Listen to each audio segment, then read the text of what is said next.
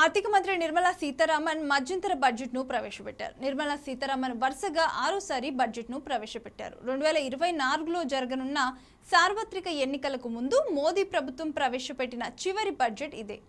ఇక ఈ బడ్జెట్ ప్రసంగంలో కీలక అంశాలను ఇప్పుడు చూద్దాం. నిర్మలా సీతారామన్ ఇప్పటి వరకు చేసిన బడ్జెట్ ప్రసంగాల్లో ఈసారి అతి తక్కువ సమయం మాట్లాడారు. ఈసారి ఆమె దేశ పద్దును కేవలం 57 నిమిషాల్లోనే లోక్సభ వేదికగా దేశ ప్రజలకు వినిపించారు. ఆదాయపు పన్ను స్లాబ్లో ప్రభుత్వం ఎలాంటి మార్పులు చేయలేదు. అంటే ఇంతకు ముందు అమల్లో ఉన్న పన్ను స్లాబ్ వర్తిస్తుంది. ప్రయాణికుల భద్రత, సౌలభ్యం, సౌకర్యం కోసం 40,000 సాధారణ రైల్వే బోగీలను వందే భారత్ ప్రమాణాలకు మారుస్తామని ఆర్థిక మంత్రి నిర్మలా సీతారామన్ చెప్పారు. స్కిల్ ఇండియా మిషన్ కింద 1.4 కోట్ల మంది యువతకు శిక్షణ ఇచ్చిందని నిర్మలా సీతారామన్ తెలిపారు.